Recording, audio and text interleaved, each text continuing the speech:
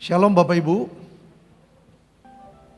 Saya berharap hari ini apa yang saya sampaikan membuat saudara mengerti mengapa Tuhan memberikan tambahan Yesaya 61. Sungguh apa yang Tuhan dapatkan, yang Tuhan katakan, Tuhan sudah mengurapi aku sebagai kepala. Itu betul-betul harus terjadi buat saudara dan saya sebagai tubuhnya. Sehingga dengan urapan itu kita semakin kuat. Kita semakin percaya bahwa rencana Tuhan tidak mungkin gagal. Rencana Tuhan pasti terjadi dalam hidup kita. Gelombang pertama, gelombang kedua, 7 tahun pertama, 7 tahun kedua. Ada banyak orang yang miss saudara. Tetapi kalau sudah perhatikan di dalam Yesaya 61. Tuhan mengatakan ada noda yang kita pernah alami. Yang kita tidak nikmati janji itu. Itu akan dibuat Tuhan terjadi dalam 7 tahun yang ketiga ini. Ya, kita akan belajar supaya Bapak Ibu semakin mengerti.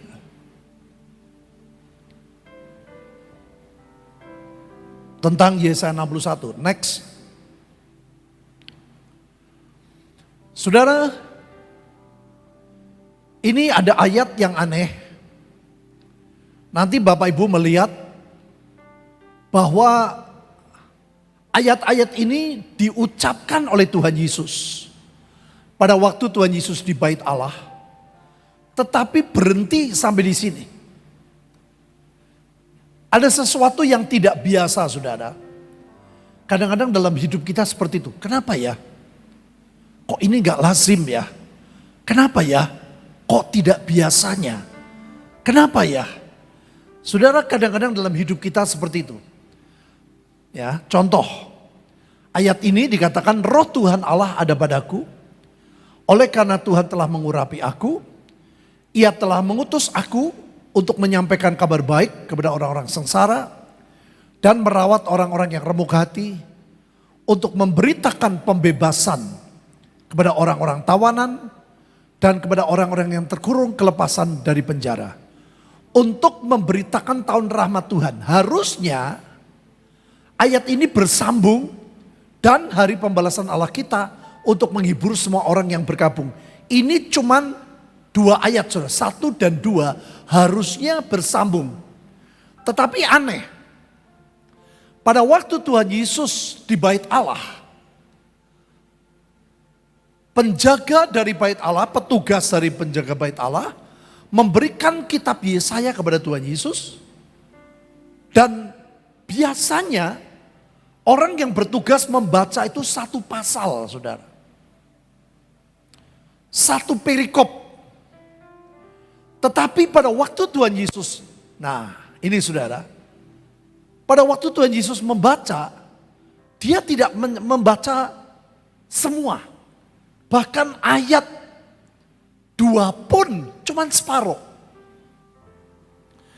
Ya, pada waktu Tuhan Yesus datang ke Nazaret, tempat ia dibesarkan. Menurut kebiasaannya pada hari Sabat ia masuk ke rumah ibadat, lalu berdiri hendak membaca Alkitab. Nah, saudara, ini bukan Tuhan yang milih. Kepadanya diberikan kitab Nabi Yesaya.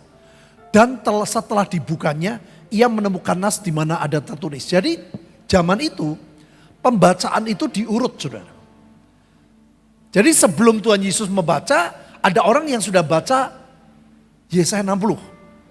Ya.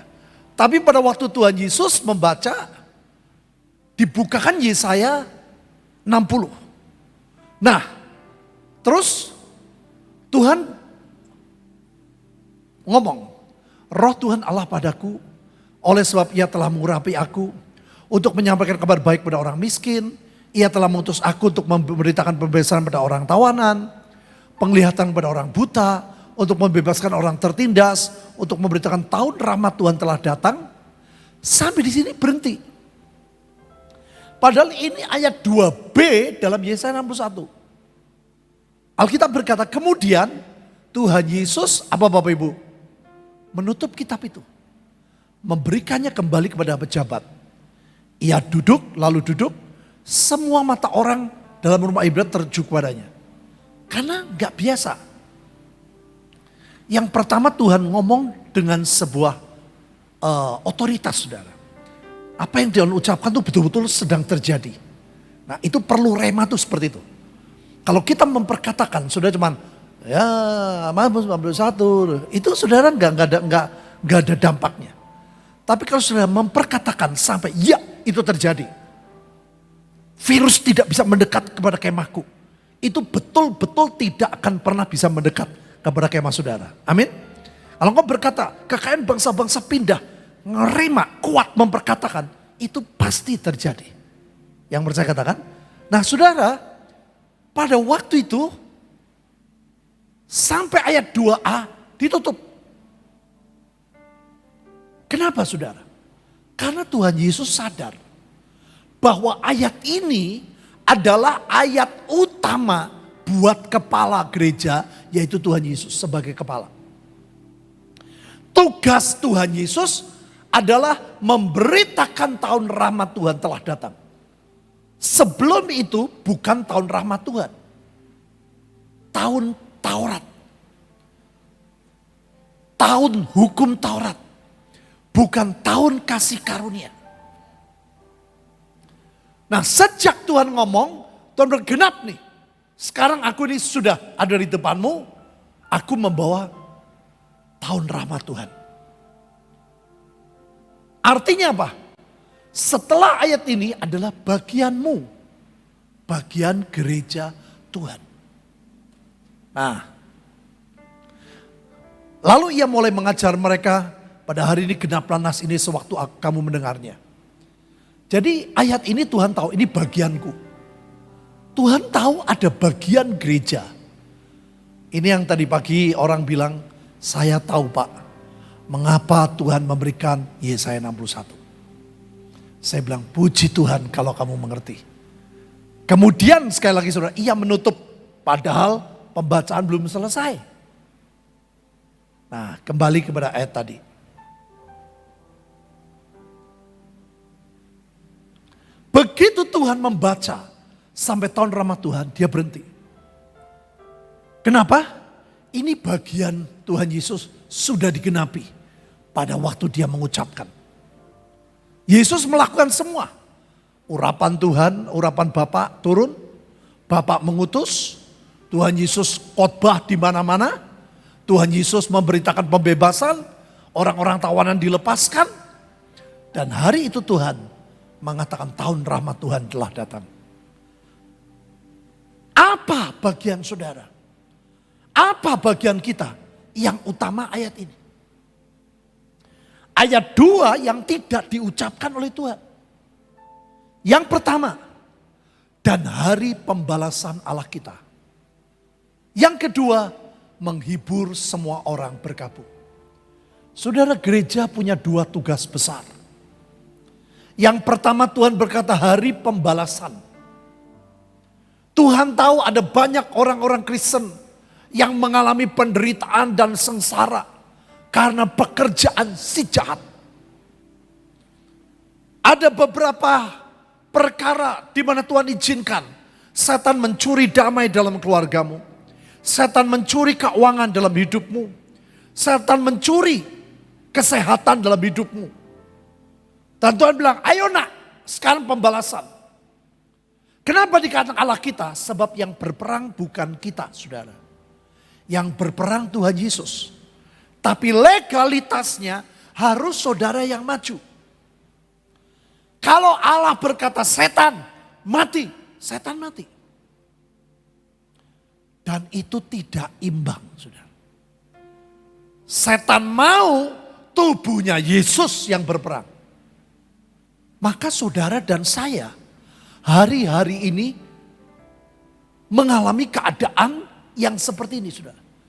Kalau saudara tidak menyerang, saudara akan diserang. Kalau saudara tidak deklarasi, maka setan akan mengganggu hidup saudara. Sebelum setan mengganggu, kita pukul dulu. Bukan kita yang berperang. Tapi Tuhan yang berperang. Yang percaya katakan. Maka dikatakan hari pembalasan Allah kita. Ini enggak diucapkan Tuhan Yesus. Di dalam tahun rahmat Tuhan, bagian saudara dan saya adalah yang pertama doa peperangan. Saudara tidak perlu doa peperangan seperti orang-orang yang lain yang punya tugas khusus. Minimal di rumah saudara. Kalau engkau berasa nggak enak. Kalau engkau merasa ini ekonomi bakal ditipu. Kalau engkau merasa ini nggak beres nih. Aku suami istri kok gegeran terus. Di saat itulah saudara jangan telat. Saudara mesti ngomong demi nama Tuhan Yesus. Kami ikat roh perpecahan. Kami ikat roh perceraian. Kami ikat roh kekacauan. Kami ikat roh pencuri. Kami ikat roh penipu. Kami ikat roh yang membuat bisnisku bakal hancur. Batalkan demi nama Yesus. Dan itu harus dibatalkan. Nangkep Bapak Ibu? Jangan diam. Kalau saudara diam, dia akan pukul saudara. Maka saudara mesti punya sense, punya feeling. Oh ini setan ini bakal mencoba mencuri keuangan. Saudara mesti ngomong demi nama Yesus. Setiap roh yang mencoba mencuri. Saudara lihat di keluarga mulai gak beres nih. Gampang tersinggung, gampang salah paham. Saudara mesti cepat ngusir. Jangan nunggu terjadi dulu. Itu berat saudara. Jadi mulai tahun 2020 saudara. Ini kita mesti lebih intens. Nanti Selasa kita doa by Zoom. Kira-kira jam 7 kita akan kelilingi kota saudara. Kita tidak boleh sampai kendor. Kita berdoa buat kota kita masing-masing. Seperti yang Tuhan katakan. Berdoalah dan usahakanlah. Bukan cuman berdoa tapi usahakanlah. Dengan kita keliling kita berdoa. Tuhan jangan bertambah. Jangan bertambah yang sakit. Yang sakit disembuhkan. Mesti lebih intens saudara. Saya bersyukur hari Jumat nanti kita punya waktu. Doa 24 jam. Setiap shift 3 jam bergantian. Saudara bilang aku gak kuat 3 jam, 2 jam. Gak kuat 2 jam, 1 jam. Saya yakin 1 jam semua orang bisa. Kalau di kamar berlutut 1 jam, belum tentu orang bisa. Tapi kalau bersama-sama, cepat 1 jam. Saudara. Ayo berusaha. Tuhan aku berdoa buat kota kami. Tuhan berkata kesejahteraan kotamu menjadi kesejahteraanmu. Yang percaya katakan. Jadi kita mesti bagian kita saudara. Ini mesti sungguh-sungguh loh. Sebab 7 tahun ke depan. Kegelapannya bertambah dari 7 tahun sebelumnya. Kekelamannya bertambah. Kegelapan dan kekelaman itu terjadi karena kondisi. Kedurhakaan makin bertambah. Kasih makin berkurang. Nah kalau gereja tidak melakukan kasih bertambah dan kedurhakaan berkurang. Gak bisa. Padahal kita percaya. Kisah Rasul 3 ayat 21 harus terjadi sebelum Tuhan datang. Pemulihan roh, pemulihan jiwa, pemulihan keluarga, pemulihan kesehatan tubuh, pemulihan ekonomi. Yang percaya katakan harus terjadi. Nah di sini saudara tahu gak bisa diam Bapak Ibu. Kalau saudara pengen pemulihan lakukan bagianmu.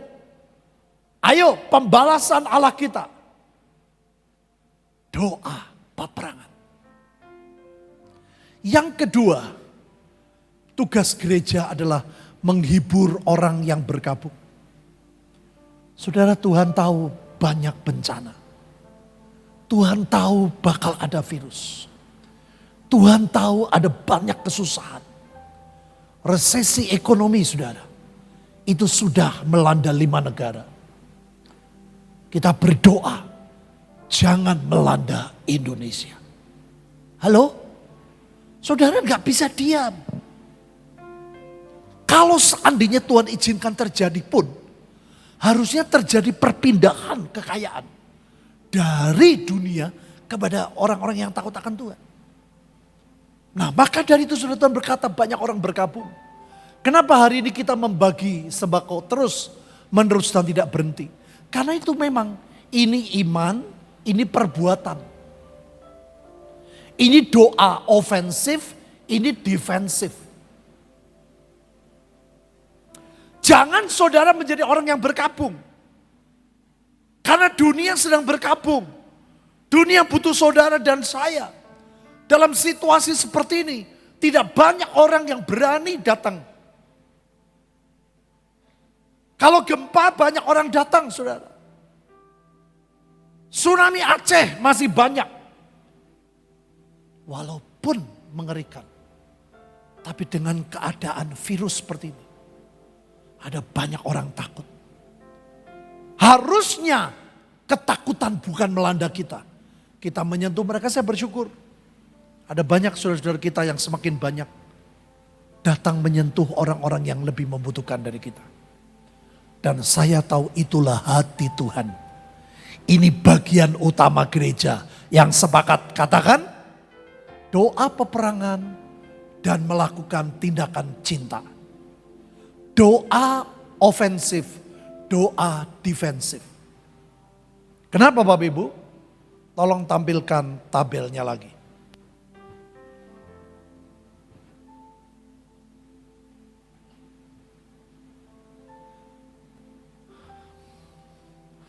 Dari awal 2005, ini ada 7 tahun kelimpahan, ada 7 tahun pemulihan, tapi bersamaan juga kegelapan. Terjadi overlapping, tumpang tindih. Kalau saudara tidak bangkit duluan, maka kegelapan yang menutupi bumi. Saya sudah beri contoh ya. Ayah saya selalu menyiapkan petromak sebelum gelap. Begitu gelap, gak sampai 5 menit, nyala. Tapi kalau saudara tidak mempersiapkan, gelap, kebingungan. Ini yang terjadi, ada banyak keluarga bahtera, saudara. Banyak ngalami janji, tapi tidak ngalami. Harusnya 7 tahun kedua lebih hebat. Tapi jujur saudara, ini yang paling tidak mudah. Ini grafiknya naik saudara. Kegelapannya naik, kekelaman naik. Kegelapan itu apa? Bencana. Akan bertambah saudara. Kekelaman itu apa? Moralitas. Gereja punya tugas. Bukan cuma sekedar ada gedung, ada kebaktian. Gereja punya tugas supaya kegelapan tidak melanda. Supaya kekelaman tidak menguasai. Yesaya 60 dimulai, bangkitlah jadi terang. Yang sepakat katakan, jangan kegelapan bangkit dulu. Saudara jadi terang dulu. Dan kita sudah lihat bukti saudara. Dimulai dengan tsunami Aceh. Terjadi di Indonesia, dialami di beberapa negara Asia. Kita mengalami kegelapan, tapi kita mengalami pemulihan. Yang kedua, 2010-2011, bencana demi bencana ada, puncaknya tsunami Jepang. Tapi kita lihat grafiknya naik.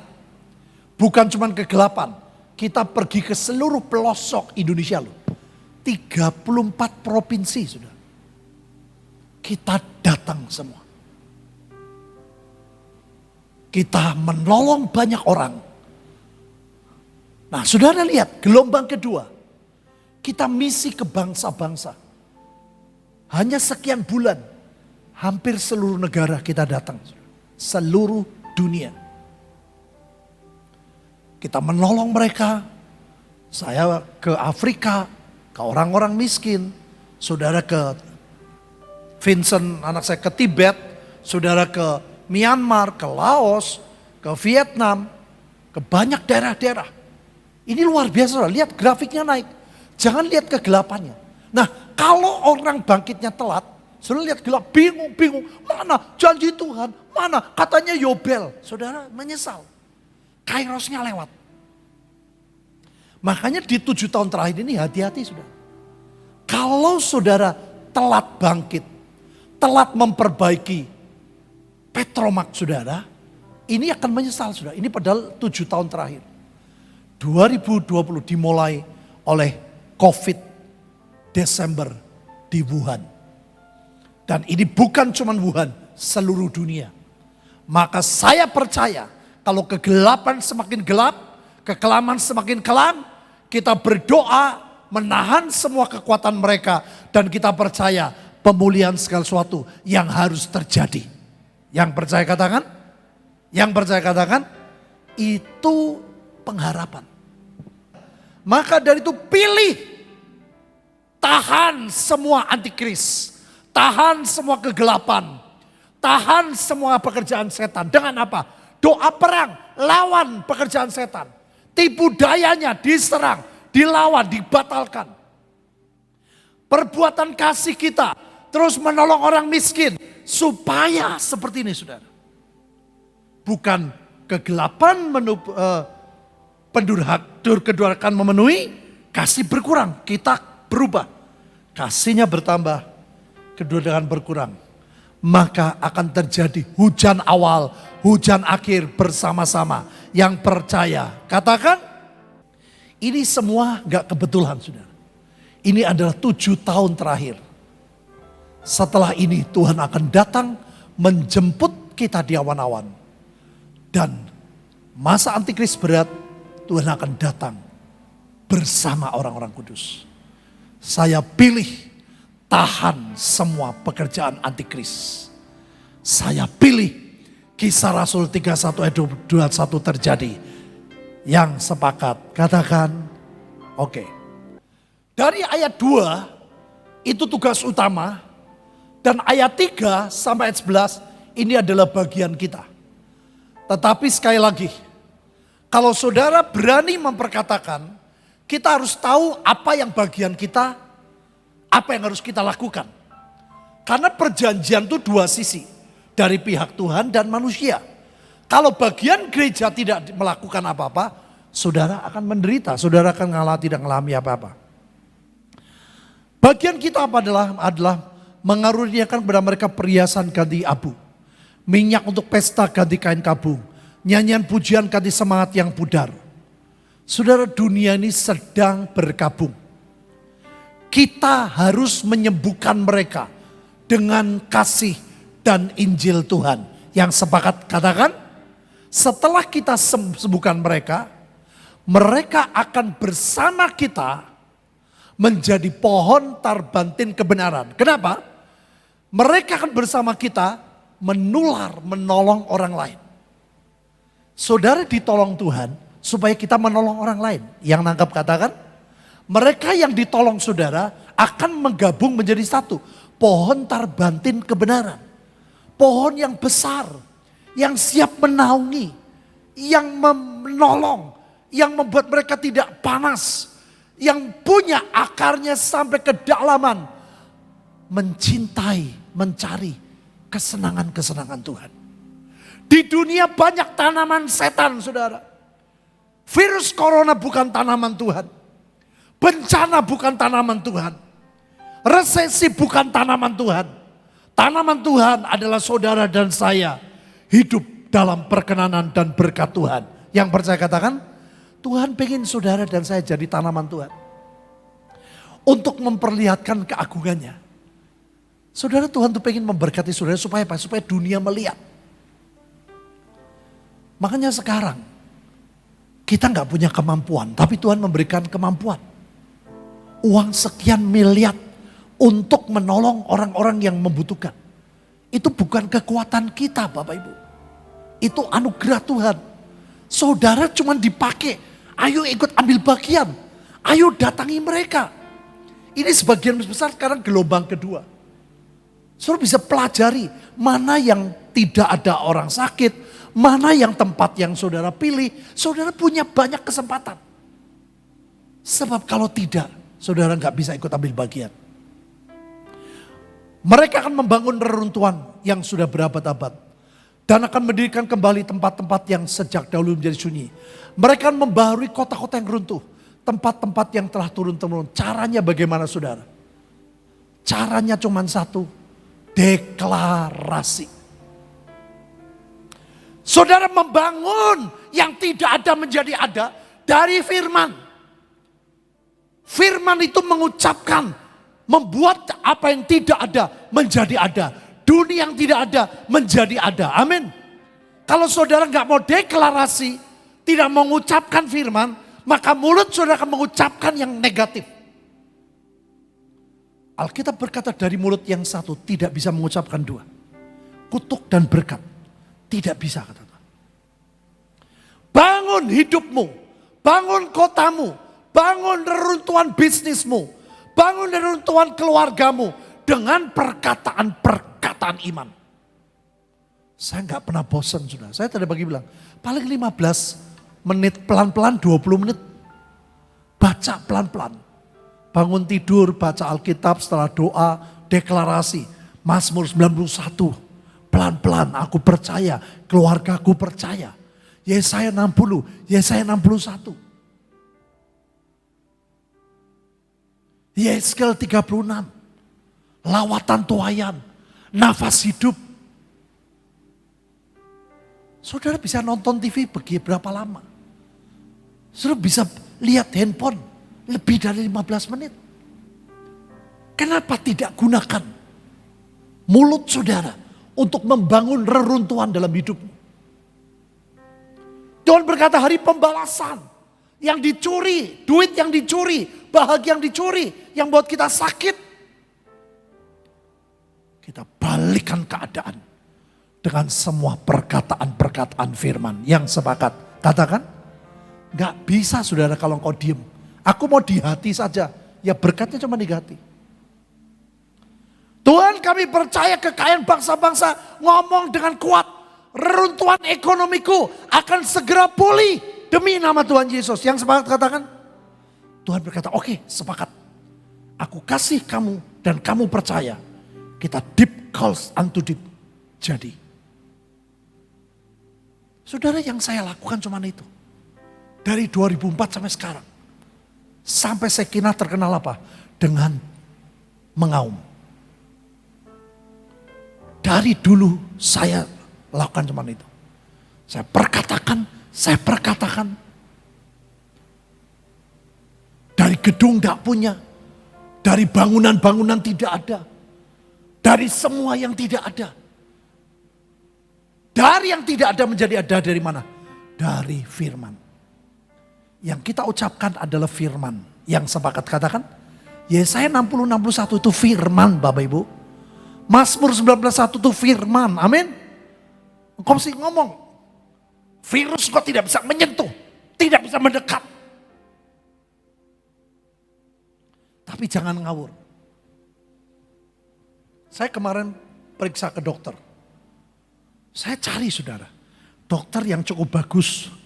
Tapi nggak mahal. Saya tanya-tanya. Setelah dapat, saya tanya. Praktek di rumah sakit mana yang sepi? Sebab kalau rumah sakit umpel-umpelan, wah saya nggak mau. Saya nggak mau, oh saya punya Tuhan. Saya nggak takut, saya nggak mau. Oh didapat, rumah sakit ini. Saya tanya ke rumah sakitnya. Hari apa yang paling sepi? Jadi kita tuh mesti berjuang sudah. Oh yang paling sepi hari Kamis. Jam 9 yang paling pagi. Karena semakin siang semakin banyak. Saya banget lebih pagi sebelum jam 9. Tanya Bu Linda. Sebelum jam 9 saya datang. Di tempat itu belum praktek. Saya datang duluan. Susternya datang. Mau kemana Pak? Ke profesor ini. Oh baik, namanya siapa ini? Saya masuk nomor 1. Keluar, saya keluar duluan. Bisa ngerti Bapak Ibu? Jangan ngawur. Oh banyak orang, dalam nama Yesus, aku punya urapan Tuhan. Saya nggak suka dengan cara itu. Makanya saya bilang saudara di dalam harus pakai masker. Saudara pemain musik harus pakai masker. Choir pakai face shield. Orang-orang luar akan melayani kamu sebagai gembala kambing dombamu. Orang-orang asing akan bekerja bagimu sebagai petani dan kebun anggurmu. hari ini kita belum punya. Tapi saya percaya, hai Bethlehem Efrata, sekali-kali engkau bukan yang terkecil. Daripadamu muncul orang-orang yang dipakai Tuhan dengan ajaib. Yang bisa katakan, saudara nanti bakal punya usaha-usaha apa kita nggak tahu. Orang asing akan melayani. Lihat caranya. Baca ayat 6, 2, 3. Tetapi saya akan disebut imam Tuhan dan akan dinamai pelayan Allah kita. Saya akan menikmati kekayaan bangsa-bangsa dan akan memegahkan diri dengan segala harta benda mereka. Yang percaya katakan, saudara tidak perlu kejar uang. Saudara kerja wajar, tapi jangan kejar uang. Gelap jadi terang, terang jadi gelap hanya untuk memburu uang.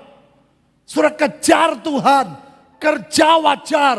Tuhan sanggup memberkati saudara. Yang percaya katakan, bagaimana bisa terjadi? Lihat saudara, kamu akan disebut imam Tuhan dan akan dinamai. Artinya apa? Kamu disebut, saudara bukan imam. Engkau bukan full timer, tapi kehidupanmu seperti imam, seperti pelayan Tuhan. Artinya apa? Kalau saudara tidak terlibat dalam pelayanan, ini cuma mimpi bolong. Sungguh saya ngomong. Kalau saudara tidak ikut ambil bagian dalam pelayanan, ini cuma mimpi siang bolong. Tapi kalau saudara terlibat dalam pelayanan, Alkitab berkata orang akan menyebut, waduh kok koyo imam, kok koyo full timer. Saya bersyukur saudara, kalau saudara tidak full timer, saudara punya kesempatan jauh lebih banyak. Engkau tidak full timer tapi engkau volunteer. Engkau berkata Tuhan aku mau, sampai orang melihat aku, menyebut aku imam Tuhan. Orang menyebut aku full time. Jadi tahun 2020 luar biasa. Ngomong 2020 sampai 2026, 7 tahun yang luar biasa buat hidupku dan keluargaku. Ngomong karirku terus naik. Aku jadi kepala, bukan jadi ekor. Kenapa saudara? Tuhan ngomong sebagai ganti kamu mendapat malu 2 kali lipat. 7 tahun pertama, 7 tahun kedua banyak orang yang miss. Nangkep? Halo? Sebagai ganti noda dan ludah yang menjadi bagianmu. 7 tahun pertama, 7 tahun kedua banyak orang yang tidak mengalami. Tapi Tuhan berkata, ayo baca 2, 3. Saya akan mendapat warisan berapa? 2 kali lipat. Makanya saya kalau memperkatakan firman 2 kali. Pagi dan malam. Ayo baca bersama saya 2, 3. Saya akan mendapat warisan 2 kali lipat di negeriku. Dan sukacita abadi akan menjadi kepunyaanku. Saudara, Tuhan gak suruh saudara terus pergi nolongin orang. Tuhan juga tahu engkau perlu dihibur. Tuhan juga tahu ada banyak miss dalam hidupmu. Jangan tolak kebaikan Tuhan. Yang percaya, katakan, sebab aku Tuhan mencintai hukum. Saudara lihat ya, membenci perampasan dan kecurangan. Aku akan memberi upahmu dengan tepat dan akan mengikat perjanjian abadi dengan kamu. Hari ini Tuhan akan membuat perjanjian abadi yang sepakat. Katakan, keturunanmu akan terkenal. Ayo baca Bapak Ibu, 2, 3. Keturunan saya akan terkenal di antara bangsa-bangsa dan anak cucu saya di tengah suku-suku bangsa. Sehingga semua orang melihat mereka akan mengakui bahwa mereka adalah keturunan yang diberkati Tuhan. Yang sepakat katakan, pilih yang dari Tuhan. Ini luar biasa. Baca bersama saya, aku bersukaria di dalam Tuhan.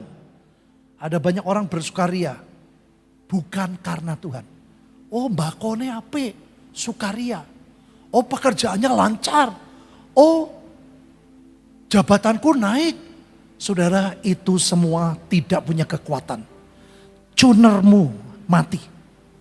Kalau saudara tunernya hidup, tunernya benar, waktu diangkat Tuhan tinggi, sadar itu dari Tuhan, tidak lupa diri, pada waktu Tuhan izinkan di bawah, engkau mengucap syukur. Aku tahu rencana Tuhan pasti terbaik. Yang percaya katakan, cunermu. Sebab ia mengenakan pakaian keselamatan kepadaku. Dan menyelubungi aku dengan jubah kebenaran. Seperti pengantin laki-laki yang mengenakan perhiasan kepala. Tuhan Yesus sudah siap saudara. Maka Tuhan berkata apa? Pengantin perempuan yang memakai perhiasan. Hari-hari ini Tuhan sedang mendandani. Kalau saudara mau didandani secara rohani, maka Tuhan akan mendandani jasmanimu. Halo? Kalau rohanimu mau didandani, Tuhan akan mendandani jasmanimu. Yang percaya katakan, karena seimbang. Ayo baca bersama saya 2-3. Aku bersukaria di dalam Tuhan, jiwaku bersorak-sorai di dalam Allahku, sebab ia mengenakan pakaian keselamatan kepadaku, dan menyelubungi aku dengan jubah kebenaran, seperti pengantin laki-laki yang mengenakan perhiasan kepala, dan seperti pengantin perempuan yang mengenakan perhiasannya. Ayat 11 luar biasa saudara. Sebab seperti bumi memancarkan tumbuh-tumbuhan, seperti kebun menumbuhkan benih yang ditaburkan, demikianlah Tuhan Allah akan menumbuhkan kebenaran dan puji-pujian di depan semua bangsa. Artinya apa? Tidak mungkin rencana Tuhan gagal. Yang membuat gagal manusia. Setan itu berjuang supaya yang mengalami tidak banyak. Contoh saudara, waktu di Batra 2004. Gak semua orang ngalami. Tapi jujur ya, saya ngalami. Yobel saya ngalami. Semua tema saya ngalami. Walaupun tidak maksimal. 7 tahun terakhir, saya akan alami maksimal bersama Tuhan. Saya ajak saudara alami semua janji Tuhan. Jadi setan tuh berusaha gimana caranya saudara tidak ngalami. Sesedikit mungkin. Tapi buat Tuhan sebanyak mungkin anak Tuhan mengalami. Ini artinya apa? Tuhan pasti menumbuhkan kebenaran. Dan puji-pujian di depan semua bangsa. Bukan cuma di depan tetangga saudara. Saya mau beritahu. Ini artinya berkatnya besar saudara. Yang akan lihat engkau diberkati bukan cuma tetangga. Tapi bangsa. Ayo kita pilih bangkit. Ayo kita pilih cintai Tuhan. Dan kita mengalami pukulan terakhir. Kita akan mengalami lawatan. Pemulihan segala sesuatu maksimal terjadi. Bukan kegelapan. Tapi keajaiban. Yang sepakat katakan. Mari kita berdoa Bapak Ibu.